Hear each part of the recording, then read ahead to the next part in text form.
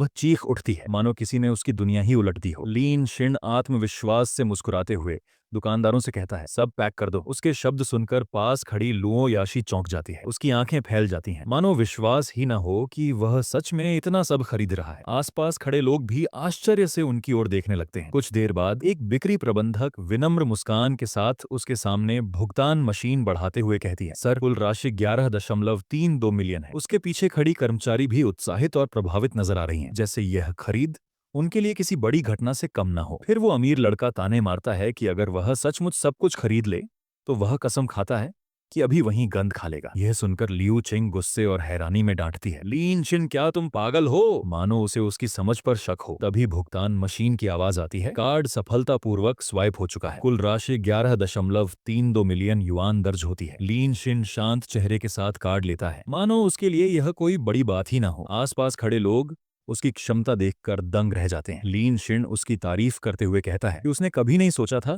कि वह इतना सक्षम हो सकता है। मुझे नहीं पता था कि वांग शाओ में इतना टैलेंट है। इसने सच में मेरी आंखें खोल दी। तो अब हमें उस अमीर लड़का का नाम पता चल चुका है।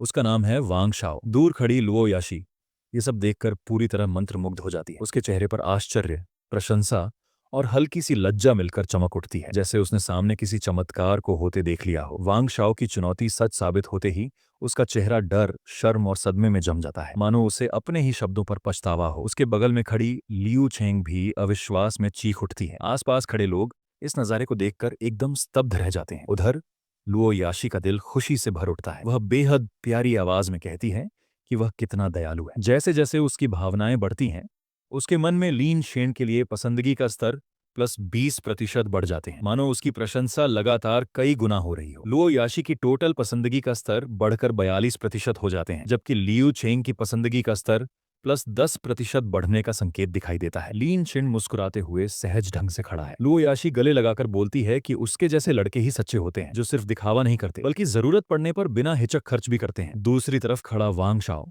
यह सब देखकर दांत पीसते हुए बौखला जाता है, चिल्लाता है कि आखिर उसके पास इतना पैसा आया कहां से। वांग शाओ हकलाते हुए अपना बचाव करने की कोशिश करता है, लेकिन लियू छेंग उसे रोकते हुए अहंकार से कहती है कि वे उन लोगों जैसे नहीं हैं जो नई नई अमीरी पाकर हर जगह दिखावा करते फिरते हैं। वह खुद को असली अमीर घराने की दूसरी पीढ़ी बताकर दावा करती है कि ऐसे लोग हमेशा नीची प्रोफाइल रखते हैं और यूं बेहूदगी नहीं करते। तभी अचानक एक भारी भरकम गुस्से से भरी महिला जोर से वांग शाओ को पुकारती है। उसकी आवाज सुनते ही वांग शाओ का चेहरा फक पड़ जाता है। वह घबराकर पूछता है, बहन, तुम यहाँ क्या कर रही हो? मानो उसे पता हो कि स्थितियां अब उसके लिए और भी मुश्किल होने वाली हैं। उसकी बड़ी बहन गुस्से से कांपती आवाज में वांग शाओ पर झपट पड़ती है और जोरदार एक थप्पड़ मार के चिल्लाते हुए कहती है, हरामखोर, यहाँ कर क्या रहा है तू? थप्पड़ की ताकत से वह लड़खड़ा जाता है और उससे पहले कि वह कुछ समझ पाए, उसकी बड़ी बहन अपने गुस्से में उसे खरी खोटी सुनाना शुरू कर देती है। वह कहती है कि उसने उसके लिए कपड़े खरीदे, जूते दिलाए,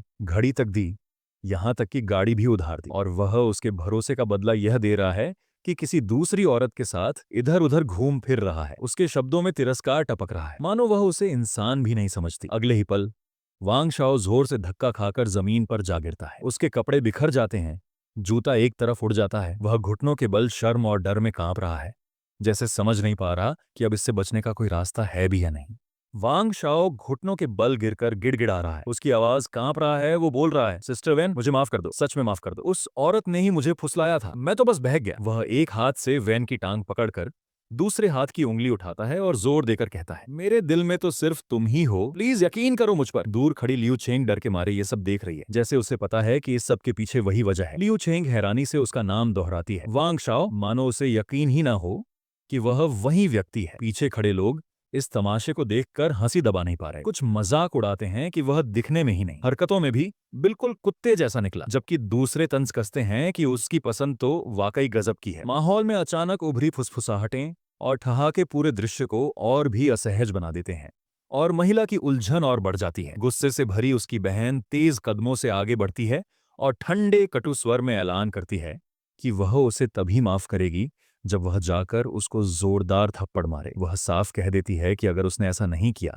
तो उनका रिश्ता उसी वक्त खत्म समझे। यह सुनकर लियू छेंग सन्न रह जाती है, जबकि घुटनों पर पड़ा वांग शाओ और भी घबरा उठता है। अचानक माहौल तनाव से भर जाता है। वांग शाओ घबराहट और हड़बड़ी में आगे बढ़ते हुए ऐसा कदम उठा देता है जिसकी किसी ने उम्मीद नहीं की थी। तेज हरकत में उसकी ओर बढ़ता हाथ देखकर लियू चेंग की आंखें डर और अविश्वास से फैल जाती हैं, जैसे सब कुछ एक ही पल में बिखर रहा हो। देखते ही देखते उसकी गाल पर एक जोरदार तमाचा पड़ता है। छुटते ही तेज झटके से लियू चेंग जमीन पर गिर पड़ती है। दर्द और सदमे से उसकी सांस अटक जाती है। वह संभलने की कोशिश ही कर रही होती है कि तभी गुस्से से भरा वांग शाओ उसके पास झुककर उसकी चैन पकड़ लेता है और ताने से भरे स्वर में उसे अपमानित करता है। वह उसे लालच में डूबी और दूसरे के प्रेमी को फंसाने वाली कहकर धिक्कारता है। उसकी उंगलियां उस सुनहरी चेन तक बढ़ता है और वह जोर से झटका देता है, यह दावा करते हुए कि यह हार उसी का है। इस अचानक खींच से लियू चेंग की आंखों में दर्द, डर और असहायता एक साथ भर जाते हैं, जैसे उसकी हर सीमा को रौंदा जा रहा हो। गिरी हुई लियू चेंग कांपती आवाज में उसका नाम पुकारती है।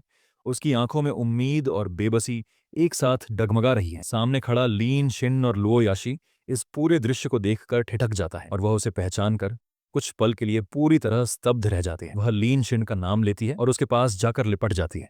फिर लीन शिन झुंझलाकर पीछे हट जाता है। वो फिर से गिर जाती है और लीन शिन को पुकारती है, जैसे उससे किसी सहारे, किसी जवाब की उम्मीद कर रही हो। लीन शिन उसकी ओर मुड़कर देखता तो है, लेकिन उसके कदम उसके पास आने के बजाय पीछे हट जाते हैं। उसके दूर जाते ही लियू छेंग के चेहरे का रंग और भी उतर जाता है। वह जमीन पर टेक लगाए दर्द से भरी आंखों से उसे जाते हुए देखती रहती है। उसके होंठों पर सिर्फ एक टूटा सा नाम रह जाता है। उसी में उसकी आखिरी उम्मीद बसी होती है। लियू चेंग सिसकते हुए दौड़कर वहां से चली जाती है और उसके जाते ही लीन शिन के सामने पसंदगी का स्तर +1% बढ़ने की सूचना चमक उठती है। वह हैरान परेशान सोचता है कि अभी तो उसने उससे सख्ती से बात की थी, फिर भी उसकी अनुकूलता कैसे बढ़ गई। इसी बीच उस तरफ अफरा तफरी मची है। वांग शाओ की बहन उसकी कान पकड़ के उसको जबरदस्ती वहां से घसीटे हुए ले जा रही है। यह देखकर लोग आपस में फुसफुसाते हैं कि उन्हें पता ही नहीं था कि वांग शाओ इतना घटिया इंसान है और लियू चेंग तो वाकई बेचारी है। लीन शिन ये सब सुन रहा है।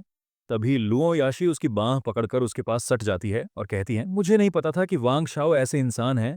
लियू चेंग सच में बहुत बेचारी है। फिर लीन शिन सोच में पड़ जाता है, क्या वह उसे इस हालत में दिखाने के बाद नरम पड़ गई। लीन शिन हल्की सी मुस्कान के साथ बेपरवाही दिखाते हुए कहता है कि ऐसी लालची लड़की के लिए कोई सहानुभूति नहीं बनती, उसे भूल जाना ही बेहतर है और वे पहले जो कर रहे थे वही जारी रखें। यह सुनकर उसके पास खड़ी लुओ याशी के मन में तसल्ली की लहर दौड़ती है। उसे लगता है कि वह सचमुच लियू छेंग की परवाह नहीं करता। वह नरम स्वर में कहती है कि वह उसके प्रति इतना अच्छा है कि वह समझ ही नहीं पा रही कि उसकी इस कृपा का बदला कैसे चुकाए। लीन शिन शरारती लहजे में कह देता है कि क्यों ना वह अपने शरीर से उसका एहसान चुका दे। यह सुनकर वह हड़बड़ा जाती है, उसे कोसती है और कहती है कि वह कैसी बेहुदा बातें कर रहा है, मगर उसके भीतर छिपी प्रतिक्रिया बिल्कुल अलग होती है। उसकी पसंदगी फिर से 10% बढ़ जाती है। अब उसकी पसंदगी का स्तर 62% तक पहुंच चुकी है और वह उत्साहित होकर कहती है कि अभी भी देर नहीं हुई है, वह उसके लिए भी कुछ खर्च कर सकती है। लीन शिन उसके अचानक उत्साह को देखकर उलझन में पड़ जाता है और केवल चुपचाप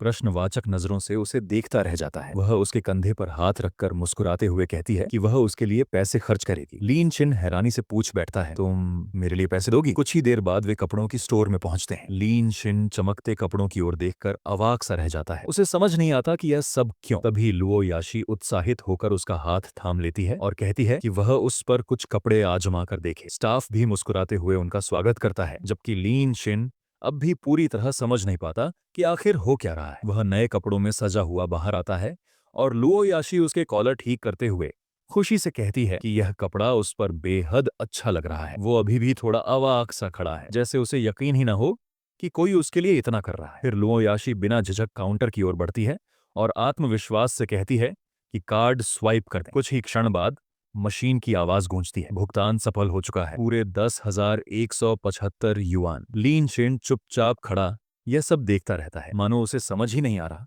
कि वह किस तरह की मुसीबत या किस तरह की उदारता में फंस गया है। भारी पर्दों को हटाते हुए लीन शिन बाहर कदम रखता है। उसकी चाल आत्मविश्वास से भरी है, मानो पूरा कमरा उसी की ओर खींच गया हो। लंबा कोट उसके पीछे हल्के से लहराता है और उसका सधा हुआ पहनावा उसकी शख्सियत को और निखार देता है। उसकी उपस्थिति अचानक चारों ओर जैसे रोशनी भर देती है। उसे देखते ही पास खड़ी लड़कियां अनायास ही हैरानी और प्रशंसा से भर उठती हैं। उनकी आंखें फैल जाती हैं, होंठों पर आश्चर्य झलकता है और दिल में बस एक ही बात गूंजती है, वाह कितना सुंदर है। लुओ याशी के दिल में उसके लिए बढ़ती पसंद का एहसास चमक उठता है। उसकी पसंदगी का स्तर फिर से 10% बढ़ जाती है और टोटल पसंदगी का स्तर 72% हो चुका है। वह हैरानी से सोचती है कि उसने कभी कल्पना भी नहीं की थी कि वह इतना आकर्षक लगेगा। वह तो जैसे किसी छुपे हुए रत्न की तरह निकला। उसके मन में उसके प्रति लगाव तेजी से बढ़ता है और एक चंचल सी मुस्कान के साथ वह ठान लेती है कि जब लियू चेंग को इसकी कद्र नहीं तो वह खुद ही उसे पालेगी। उधर लीन शिन भी अपने रूप रंग को लेकर थोड़ी हैरानी में पड़ जाता है। उसे विश्वास नहीं होता कि वह इतना अच्छा दिख सकता है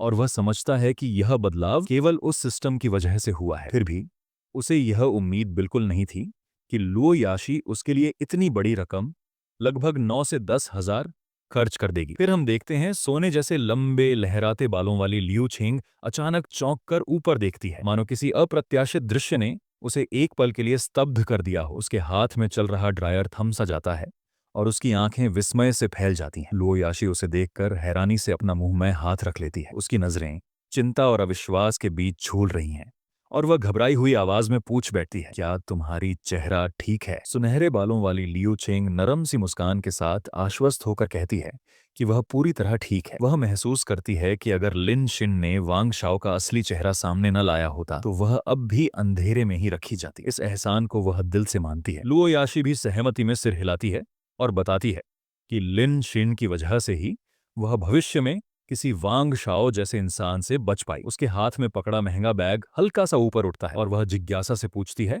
कि इसका क्या करना है। लियू चेंग उसकी ओर देखते हुए शांत स्वर में कहती है कि यह बैग लीन शिन ने उसके लिए खरीदा है, इसलिए उसे बिना झिझक स्वीकार कर लेना चाहिए। दोनों सहेलियां साथ हैं, एक के हाथ में बैग है, दूसरी उसके कंधे से लगी मुस्कुरा रही है। लियू चेंग चंचल अंदाज में कहती है कि अगर ऐसा है तो वह बेझिझक इसे रख लेगी। लुओ याशी थोड़ा हैरानी से बताती है कि उसे लगा था शायद वह इसे लेने में झिझकेगी, मगर लियू चेंग प्रेम से जवाब देती है कि वह क्यों झिझकेगी, आखिर वे अच्छी सच्ची बहनें हैं। माहौल हल्का है लेकिन अंदर ही अंदर गहरी भावनाएं उबल रही हैं। लियू चेंग के मन में एक तेज दृढ़ विचार उभरता है। वह खुद को याद दिलाती है कि लिन शिन के साथ उसका 1 महीने पुराना रिश्ता है और कोई बाहरी लड़की इसमें दखल नहीं दे सकती। उसके मन में तीखी ईर्ष्या की लहर उठती है और वह भीतर ही भीतर दावा करती है कि अब लिन शिन उसका है। इस बीच लीन शिन थका हारा बॉयज डॉर्मिटरी की ओर लौट रहा है। दिन भर लुओ याशी के साथ खरीदारी करते करते वह चूर हो गया है। वह सोच में पड़ जाता है कि क्या हर बार डॉग गोल्ड खर्च करने के बाद उसे यही झेलना पड़ेगा। थकान से भरे मन में एक लंबी सांस लेते हुए वह तय करता है कि उसे कोई और तरीका ढूंढना होगा। सीढ़ियों से कुछ छात्र हंसते बोलते नीचे उतर रहे हैं। उनमें से एक उत्साहित होकर कहता है, भाई श्यांग, इनाम के लिए धन्यवाद। नीचे खड़ा लीन शेन उन्हें देखकर मुस्कुराता है और गर्मजोशी से कहता है, हेलो सीनियर। तभी उनमें से एक लड़का मजाकिया अंदाज में बोलता है, अरे भाई लिन शेन, ये कपड़े जरूर बहुत महंगे होंगे, है ना? उसका नाम वांग जिन है। वह पास आकर हंसते हुए आगे बोलता है, नकली ब्रांड खरीदकर कोई अपने आप को अमीरों की दूसरी पीढ़ी समझ रहा है। बाकी लोग भी मन ही मन सोचते हैं, मैंने बहुत लोगों को देखा है जो खुद को अमीरों की दूसरी पीढ़ी मानकर दिखावा करते हैं। लिन शिन शांत भाव से खड़ा था कि अचानक वांग जिन उसका कंधा पकड़कर पास झुकाया। वह मुस्कुराते हुए कहता है, अरे भाई लिन शिन, आज तुम्हारे बारे में कुछ अफवाहें सुनी हैं। वह और करीब आकर चिढ़ाते हुए कहता है, सुना है तुमने लियू छेंग के पीछे बहुत पैसे लुटाए, लेकिन उसने फिर भी तुम्हें छोड़ दिया। लीन शिन का चेहरा बेरुखा और ठंडा रहा, जैसे यह बात उसे जरा भी प्रभावित न कर रही हो। वह लड़का बात जारी रखता है और हंसते हुए कहता है, भाई इतना पैसा किसी लड़की पर उड़ाने से अच्छा तो लाइव स्ट्रीम पर गिफ्ट भेजना है। कम से कम वहां एंकर तो तुम्हारी बात मान लेती है। पास खड़े दो लड़के हंसते हुए बात कर रहे हैं। उनमें से एक कहता है, अगर किसी लाइव स्ट्रीमर को हजारों के गिफ्ट दे दो तो वो वापस ध्यान देती है, लेकिन ये आम लोगों के बस की बात नहीं है। दूसरा मजाक उड़ाते हुए जोड़ता है, इस जूनियर के लिए तो यूं ही मुफ्त में खुशामद करना ठीक है। हा। अचानक उनमें से एक उत्साहित होकर बोलता है, अरे चाय की देवी अभी लाइव आ गई है। यह सुनकर लिन शिन की आंखों में चमक सी आ गई। उसके दिमाग में एक विचार कौंधा। वह मन ही मन सोचता है, हाँ सही कहा, मैं भी अपना पैसा लाइव स्ट्रीम पर खर्च कर सकता हूँ। उसके चेहरे पर धीरे धीरे एक अनोखी मुस्कान फैल जाती है, जबकि वह फोन स्क्रीन पर लाइव स्ट्रीमिंग लगाए देख रहा होता है।